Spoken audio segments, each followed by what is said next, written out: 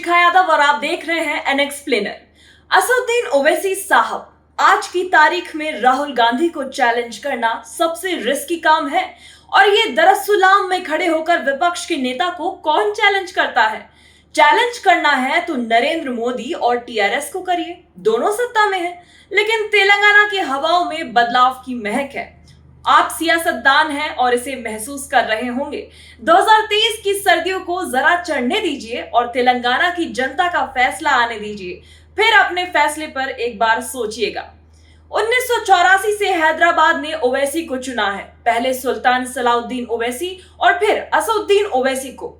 आइए जरा देखते हैं कि ओवैसी साहब राहुल गांधी को क्यों चैलेंज कर रहे हैं, नरेंद्र मोदी को क्यों नहीं। पहले आज की बात करते हैं। बीजेपी और बीआरएस के नेता झुंड झुंड के कांग्रेस ज्वाइन कर रहे हैं। राहुल गांधी ने कह दिया है कि तेलंगाना जीत रहे हैं। 2004 के बाद ये पहली बार है जब तेलंगाना में कांग्रेस ताकत बनकर खड़ी हो रही है। बीजेपी की हालत बेहद खराब है। बीजेपी का वोट बैंक कांग्रेस की तरफ शिफ्ट हो सकता है। हैदराबाद में बीजेपी हमेशा से एक ताकत रही है और ओवैसी की जीत में वोटों के ध्रुवीकरण की एक बड़ी भूमिका है। अब आ जाइए साल 2004 में लोकसभा चुनाव का परिणाम देखिए। ओवैसी साहब को चुनाव में 3,78,000 वोट मिले, कांग्रेस को 2,50,000।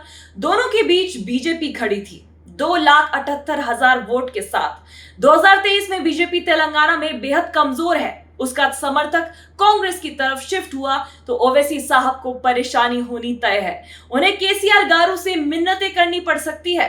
नफरत के खिलाफ मोहब्बत का संदेश सिर्फ हिंदुओं को ही नहीं बल्कि मुसलमानों को भी रास आ रहा है। अब आ जाइए 2019 के चुनाव में। कांग्रेस सबसे कमजोर स्थिति में थी।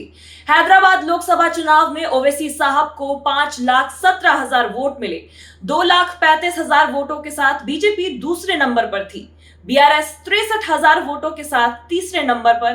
कांग्रेस के मोहम्मद फिरोज खान 49,000 वोटों के साथ चौथे नंबर पर। सब जानते हैं कांग्रेस का संगठन 2019 में बेहद कमजोर था। 2014 में तेलंगाना के निर्माण के बाद कांग्रेस का संगठन 2 राज्यों में बंट गया, कमजोर पड़ गया। इधर ओवैसी साहब हैदराबाद की 30% मुस्लिम आबादी के दम पर अपनी लीड मजबूत करते रहे। Hindu vote BJP, BRS, TDP और कांग्रेस में बंटता रहा। हैदराबाद में ओवैसी की सफलता का एक पहलू ये भी है। लेकिन 2 नवंबर 2022 को जब भारत जोड़ो यात्रा हैदराबाद पहुंची तो माहौल बदल गया। द हिंदू ने लिखा कि राहुल गांधी हैदराबाद में एक तूफान की तरह दाखिल हुए। राहुल गांधी ने चार मीनार पर तिरंगा फहराया और इसी के साथ तेलंगाना में कांग्रेस उठ खड़ी हुई।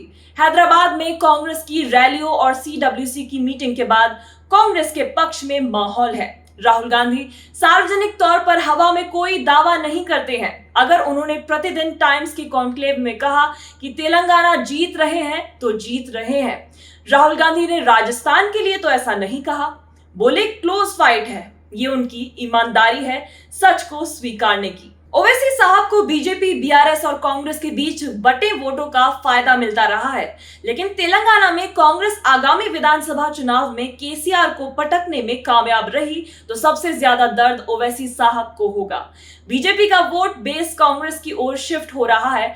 नेताओं के पाला बदलने से आप समझ सकते हैं। और कांग्रेस ने कभी भी मुसलमानों से परहेज नहीं किया और ना मुसलमानों को कांग्रेस से कभी परहेज रहा।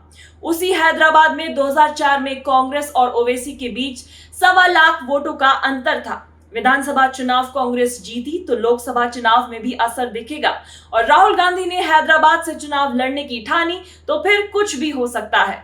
लेकिन ओवैसी साहब हैदराबाद से बाहर निकलकर चुनाव लड़ने की हिम्मत नहीं कर सकते। राहुल गांधी वायनाड जाकर भी जीत सकते हैं। आज की तारीख में राहुल गांधी को चैलेंज करना सबसे रिस्की काम है। तेलंगाना विधानसभा चुनाव का रिजल्ट बताएगा कि 2024 में ओवैसी साहब अपने चैलेंज को दोहराएंगे कि नहीं।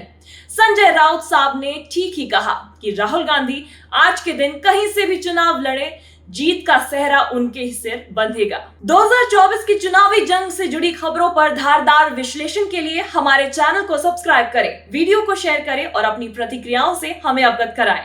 आप सबका शुक्रिया। नमस्कार।